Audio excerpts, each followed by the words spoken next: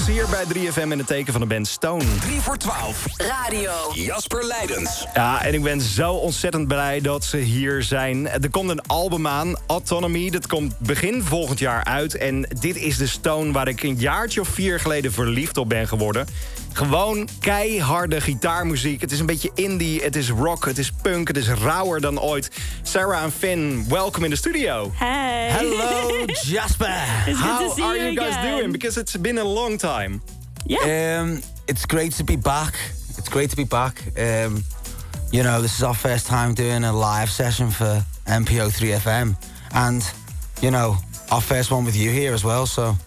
Yeah, It's all super good happy. now. Live is good again, right? Live is incredible, Hell yeah. Jasper. Live is incredible. Because I feel that in the band as well. Because the album is coming out early next year, Autonomy, and this is the Stone I like to hear. But this is going back to the roots of Stone, right? You know what? It's a really funny thing because autonomy is quite literally just what Stone is when we are, you know, free to self-govern. You know, trusted to actually make our own decisions, and you can see instantly over the last couple months how much the hype has rebuilt, how much people are like, you know, how much it feels like the connection is back, and it's real. Wait till you hear the rest of the album. It's the best work we've ever done. I can't wait to hear it because this is Stone. This is coming out early next year. You just played Monkey See, Monkey Do. And it's all about Stone now because we were just talking about it. You are now at a Dutch record label, V2. Yeah. Because you changed it from a big major company. Is this record all about the music business? Because it feels like now. There's Little drips and drops there's in little. there. There's probably about most of it. Probably not. The most critical song to the music industry is one called Moulin Rouge, and I leave no prisoners lyrically in that song. Wow. And it's a banger as It's well, a by the banger way. as well. But to be honest, you know what Stone is great at is, and what is great now is now that we're signed to a label. You know, after we left the major label, all I wanted was a label who wanted to let us have control of our sound and say whatever the hell we wanted to, and it's feeling great. You know, F the corpse, and we're doing it our way, and everything feels incredible. We are literally autonomous, and I truly believe this is some of the, like, I think this would be one of the best albums to come out next year. But how was it to pull the plug for the big label? Because Stone is a big team now. A lot of people are involved. Who pulled the plug? Was it you guys you together? know what? or- It was a bit of a push and pull. I kind of knew. I wrote Moulin Rouge, funnily enough, 4 months before we left Polydor, which is a very big diss track on them. And I wrote that song, and I quite knew at this point that I always wanted to put a lot of pressure on them I wanted to basically go into second album, bang, straight away. Yeah. And if they couldn't make a decision, then we can go. And we just put that pressure on them. And, you know, we got to go our way. And I was made up. Well, you know, I'd rather have a cult following and be exactly who we are than, you know, sing to the masses and they all stand still and we're a flash in the pan. And there's no manipulation for Stone. We are just as fierce and fiery as ever. The band is close. It took a lot of self-reflection, a lot of honesty.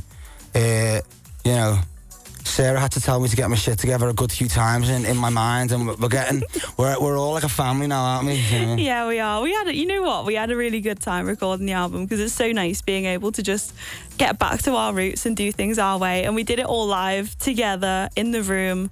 And it's just raw. It's just us. It's just so much better. It's nice not having those decisions being made for us and put on us. And it was just quite relieving, really, to be able to... What was sad about the yeah. last time was, I think, quite honestly, was the fact that we'd write a song and it wouldn't even be able to go through another draft. It was yes, no, and then we were just under so much pressure. And now it's like this album was just written from the soul. The whole album's a storyline from basically a month before Feel Like for a Lifetime to now, and the whole life and everything between that. But that's why you are in a band, right? Because I had a chat with Youngblood a few weeks ago. He released an album which he wasn't sure about. And now he released his Idols record. And it's the record he wanted to make for years.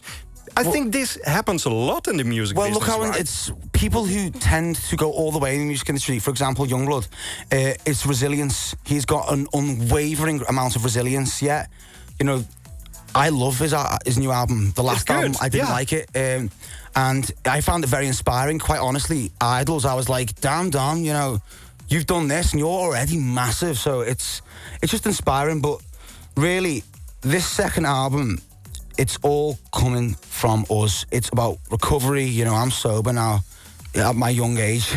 The band is together. We're a unit. Everything is, you know, it's so collaborative.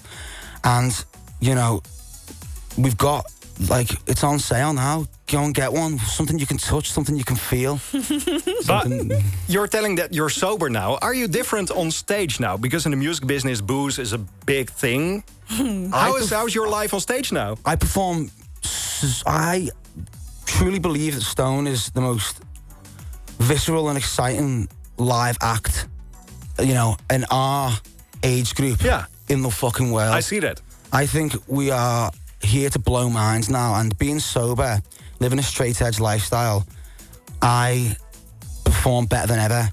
I feel everything. Every time I smile, it's real. I feel it. I feel the crowd connection. It's wow. We're like, you know, I truly believe we're lightning in a bottle. So Stone is the best band ever now. You gotta believe it. You've gotta believe it. Yeah, and we can see it next year because you're playing the Melkweg in Amsterdam. Oh yeah. There's only It's 100 almost tickets sold left. out. It's 100 tickets left. Dus als je nu naar 3FM luistert, koop gewoon die tickets voor Stone in de Melkweg. Dit is de band die je moet zien. I think in about 2 minutes you're playing Money, Hope Ain't Gone. A big track, and it will be on the second record. That I didn't expect that. You've got to give it to the old label, and you know, that was kind of them to give us that song back to put on this record. It's a big tune. But yeah, it's that really puts the cherry on the cake of Autonomy, that our biggest song gets to sit on an album now, and we are grateful. We feel good. Yeah, definitely. And when I say things like I think we're the best band in the world, Jasper, I've got to think this stuff to get up, you know, rain or shine, and push forward. You know what I mean? Especially now I don't have a drink. I've just got to look in the mirror and say, come on, Finn. Yeah. Come on, Finn. You need to go back to the live room. Sarah as well. Yeah. But in the meantime, we play a tune on 3FM. High Vis and Choose to Lose. Why that one? I've listened to High Vis a lot recently, and I think, you know, I watched him live, and when I found out that he's actually, you know, from Merseyside, I got into that first album, and it's just blown my mind. I think his melodies, you know, that band's melodies are incredible. Let's play it. Let's play it. En over 3 minuten veel meer Stone in de 3FM Livebox.